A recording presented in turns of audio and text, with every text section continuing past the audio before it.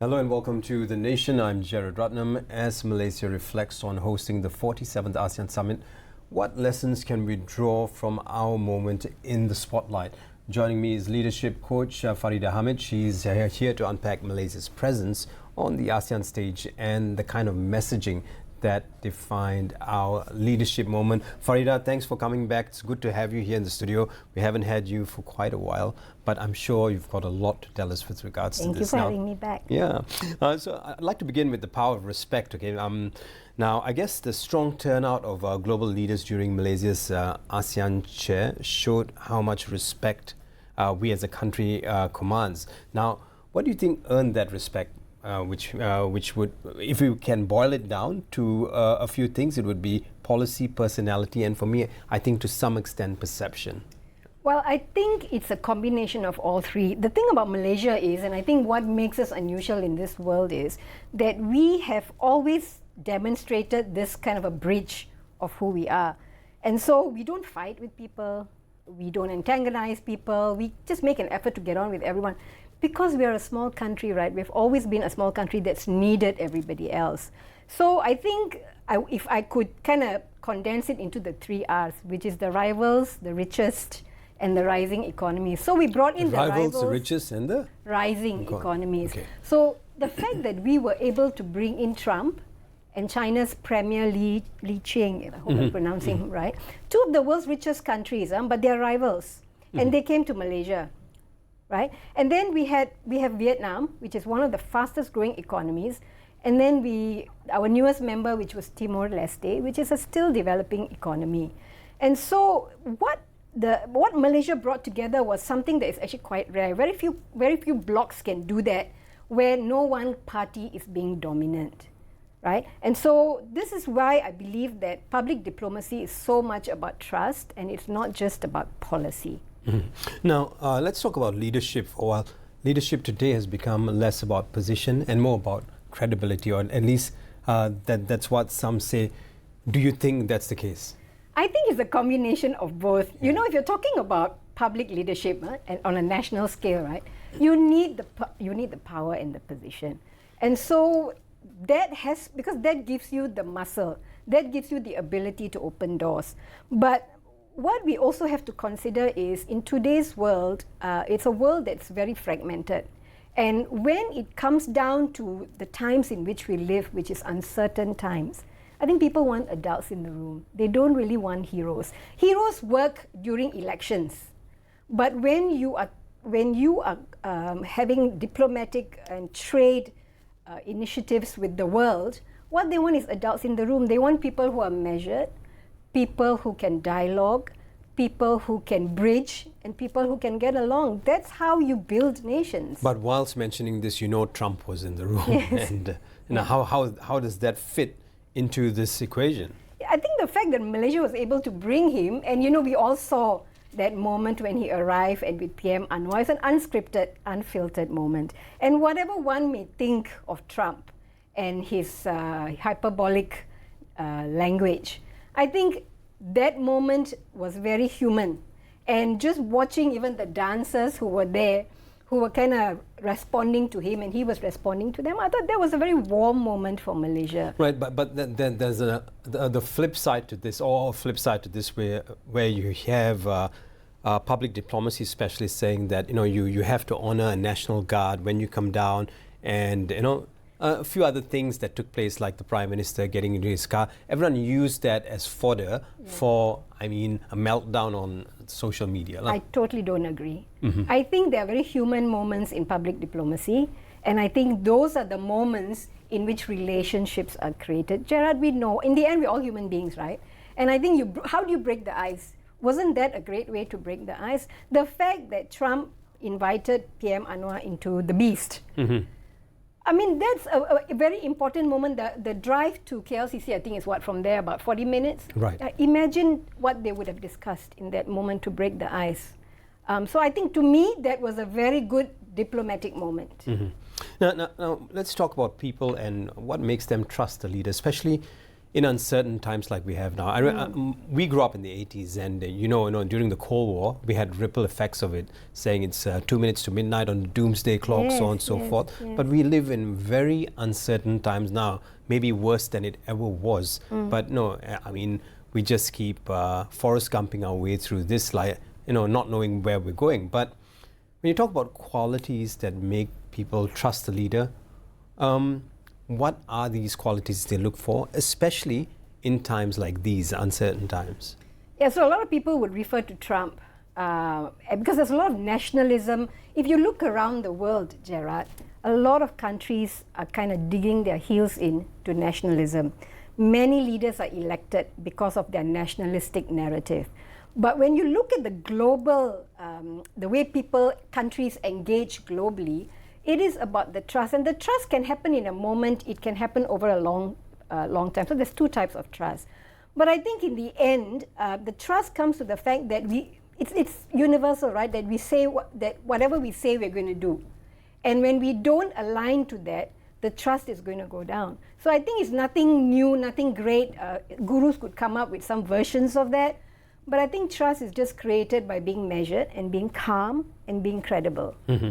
Now, speaking of which, we've created a good amount of clout from this the 47th ASEAN Summit. Now, how do we sustain or maintain traction of that kind of respect after the spotlight moves on? There's the baton has been passed to the Philippines, and I don't know what's it going to be like in the Philippines, but how do we, work on this or build on this? Yeah. We build on it by just being steady and stewarding. I think we can use two examples to illustrate that. For example, the ceasefire, the Thailand-Cambodia ceasefire, they signed the ceasefire agreement at ASEAN. But the work on that started months before, because the hostilities, if I'm not mistaken, started in July. PM Anwar has been instrumental in mediating that ceasefire. And with the DEFA initiative, the ASEAN Digital Economy Framework Agreement, just making sure I got it right. Right, you did. Malaysia has been playing a pivotal role on that. That started in 2023, and it's supposed to conclude in this year. So how do we maintain this beyond the cameras, beyond the spotlight? Is that we just got to keep at it, because that's how you earn respect, that you keep the pace and you follow through and you see it through. Now, there's something you mentioned before we came on, and the reason why I also talk about this is because there's a lot of cynicism in the background saying, I mean, Malaysia can do, anyone can do, this kind of, we hear this kind of thing a lot, and it's really disheartening to know that we've achieved something, but we within our country, as the people, as the collective, we don't want to celebrate this, and that hurts me quite a bit. But having said that, you mentioned something that not many of us took seriously during the summit. The spouses of ASEAN leaders, they were here. They represent untapped diplomatic capital. They're educated, experienced, and they are globally connected. Now, you mentioned it was a missed opportunity to redefine the soft power for first spouses. Why do you think that's important now? Yeah, first thing, I'd just like to say thank you for using the phrase first spouses, because the world has changed, right? So we always used to say first ladies, right? And now it's first spouses, because we have women in power. And yes, I do agree it was a missed opportunity. Gerard, I remember when I was a young journalist, like long time ago, right?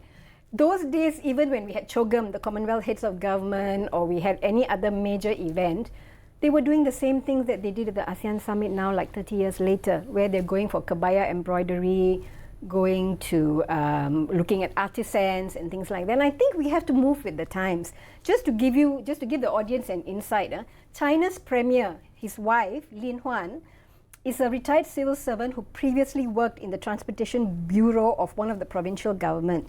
The Cambodian PM's wife, Pik Chanmoni, is a pharmacist, public health worker, and a businesswoman.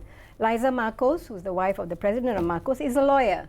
And Lu Zilui, who's the Singapore PM's wife, is a former investment banker and businesswoman. And of course, our own Dr. Wan Aziza, who has served as Malaysia's first female deputy prime minister. That's just a snapshot of the women who were there. And I think it's a missed opportunity, because it's an untapped form of intellectual diplomacy. How could we have leveraged on them being here better? Yeah. So people may say, well, we still have to have this cultural kind of diplomacy and all of that. I'm not saying we don't. These are valuable traditions and heritage. But I was just wondering, as I was preparing for this, how do we reimagine? How can we take some of the things that we do and maybe elevate it for the days in which we live? And one of the things that I would have liked to see, for example, the weaving, there was a weaving demonstration I think they had. A word I find very hard to pronounce, weaving. Weaving, okay. Yes. Wouldn't it have been nice, instead of just going for the weaving, to actually have, to look at the cooperatives behind some of these cottage industries and see how some of these traditional products are being digitized and marketed globally. They could have been given a nice briefing about that. Another one, we know ASEAN, which has about almost 700 million people, of which the majority are under the age of 30. Wouldn't it have been nice to maybe have like a forum where they maybe brought in female leaders under the age of 30 and had like a leadership discussion about what is their hopes for their country, what are their hopes for the future. So I'm not saying totally remove some of these cultural things, but I think we need to move with the times as well. Mm-hmm. But I mean, it's so the next argument that we have here is the fact that yes, these are great ideas, but how are we going to get people involved? Who is going to spearhead this? How should it have been done, or how can we do it the next time around? I think, do we work with NGOs? Do we work with? Yes, absolutely. We work with NGOs. We can work with sandboxes. We can work with fintechs. I mean, our government agencies have inroads into all of these. It would have just required a reimagining and seeing what else we could have brought to the table.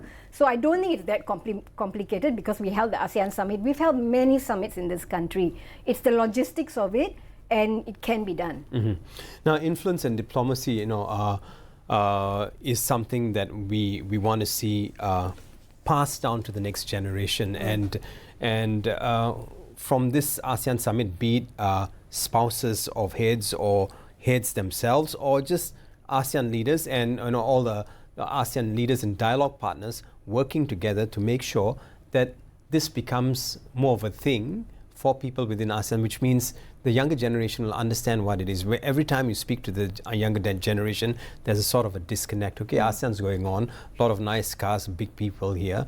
What does this mean for me? It means a lot for you, but you don't quite know what's understanding. So where can we bridge that? Yeah, I think there are two key points that you mentioned. One was, I shared this on LinkedIn because a couple of months ago, Tengku Zafrul, our finance and our trade minister, trade investment minister, spoke about the micro SMEs and the SMEs that they're trying to do with the DEFA framework, so they can harmonize payments and all these digital products can be marketed regionally.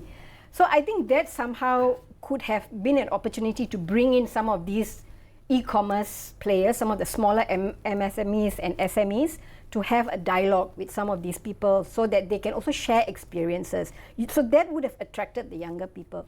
And also, like what I was talking, like if we had a sort of a round table with young women and then had young women come in and attend, that would have created some interest. Because from the outside looking in, this looked like a very policy-heavy, high-level kind of a summit, which of course it was meant to be. No one's discounting that. But there could have been this sort of this tag on so that young people would have been involved. Even if not directly involved, on social media they would have been talking about it. And I think that also was a missed opportunity, Gerard. Mm-hmm.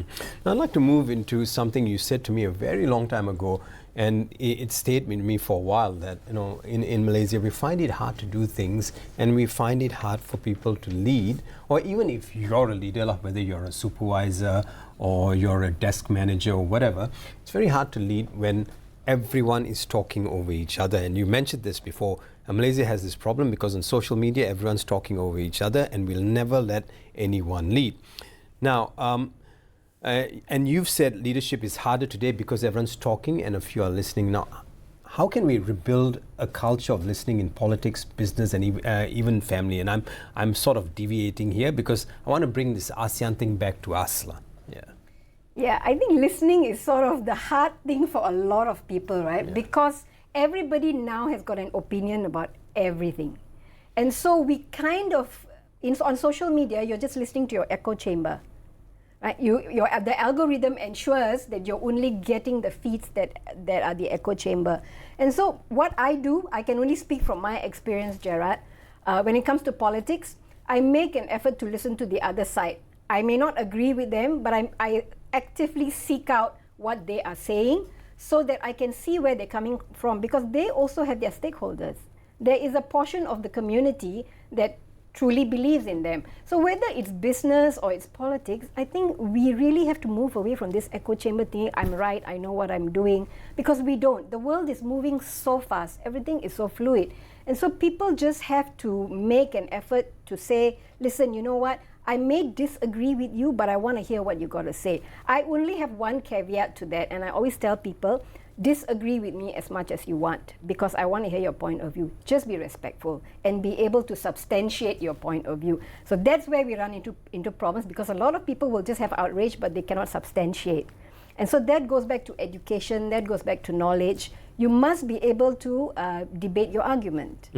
One thing that stood out during ASEAN is we now know that if we want to speak to the world, we need to stand together. The voice is much greater, or with these different voices, people see us.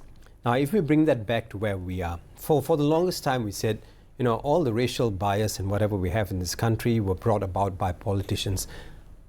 I think that's wrong. I think as a collective, we're all somewhat educated as a nation already, and we can make educated guesses, and we can also read things and understand things for ourselves. So do you think now that we've seen this happen and work well at the ASEAN level, public diplomacy, do you think we can bring it back to our conversations? You know, you China, saya Melayu, you India. You know, can we change that? Do you think we'll get to a point where we change that? I think on a global level, it's a different game. And I think at home, if you look at every country around the world, US included, there are... Lest we forget, huh? Yeah. Politics, division gets eyeballs. Politics, division gets clicks, right? So, and politicians pander to that. They pander to the outrage. They pander to the anger, because that gets them votes, that gets them the attention. But throughout history, we've also seen that many people who have worked very hard to bring people together. We've had Gandhi, we've had Mandela, we have Tunku Abdul Rahman at the pivotal point of our history, and every prime minister after that. Nobody was perfect, but when there were pivotal moments in our history, they spoke the language of unity. But I do agree that the leaders, we must hold them accountable as well, because there are many of them who perpetuate some of this narrative.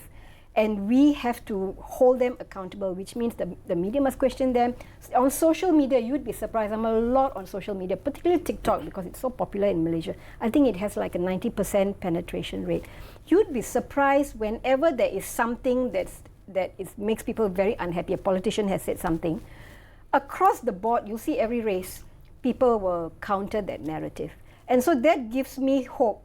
That is heartening, because sometimes we forget there's a lot of even-handed people in this country, because nobody wants to see this country become what we're seeing all over the world. I've often said that with all our problems in Malaysia, we are very rare in the world, because whatever has happened, we have always had leadership that has navigated us through some of those more difficult times. So I'm hopeful.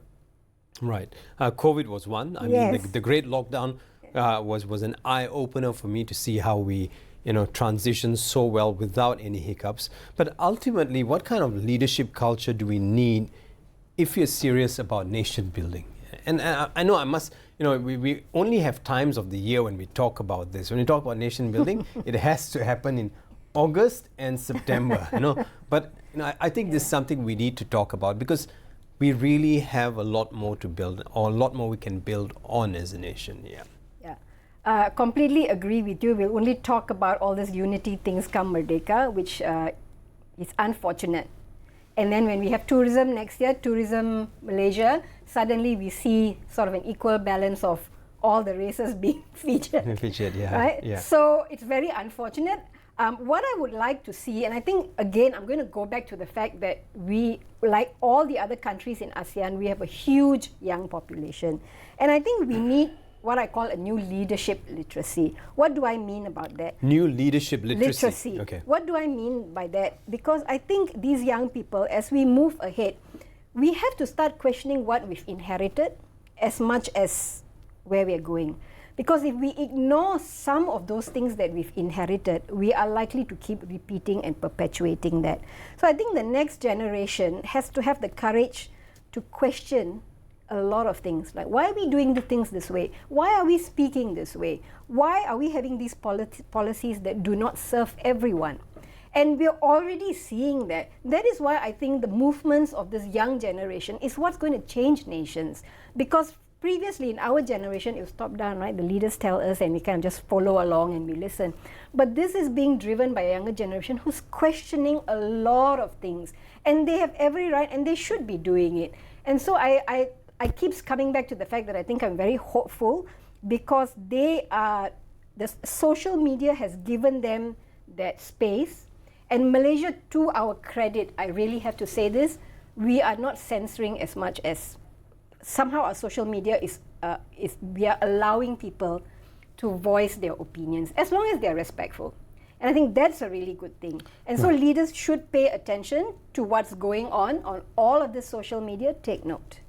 But I think the other thing we need to look at also is when we talk about ASEAN, the star of ASEAN was definitely Dato Sri Anwar Ibrahim, or PMX as we fondly know him, or if you're from some parts of Malaysia, PMX. Yeah.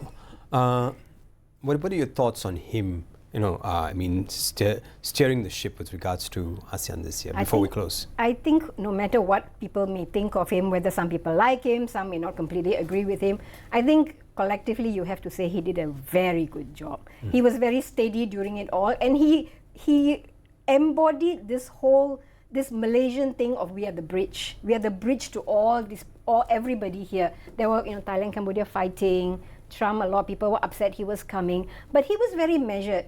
And so a lot of credit goes to him, but of course he's been a politician for a long time. He's gone internationally. He knows how to do this.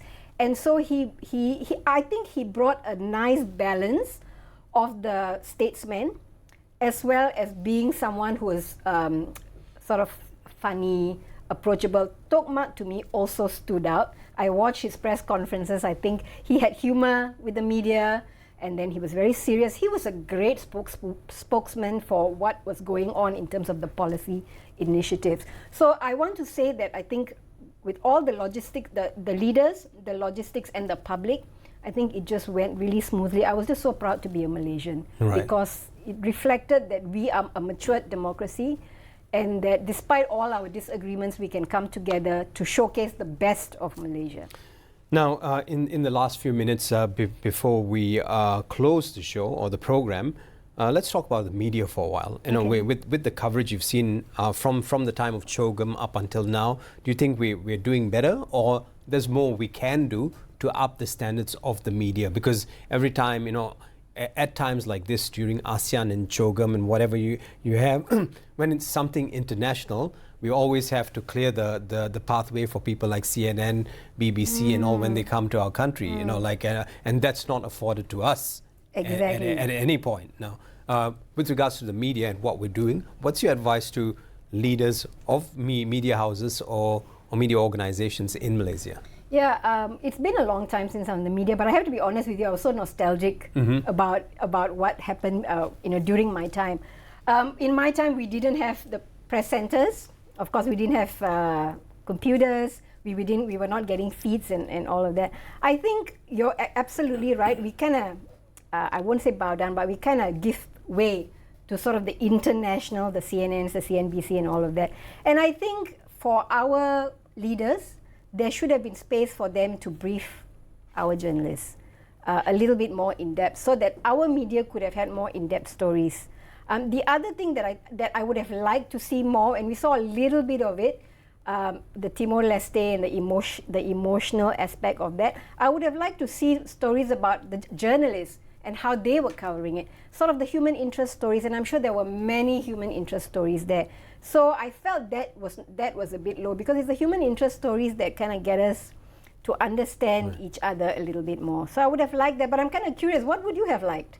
I would have liked to see more FaceTime with Malaysian media and our leaders, just so we can get some scoops and so that would have helped everyone here a lot, I guess. I completely agree with you on that.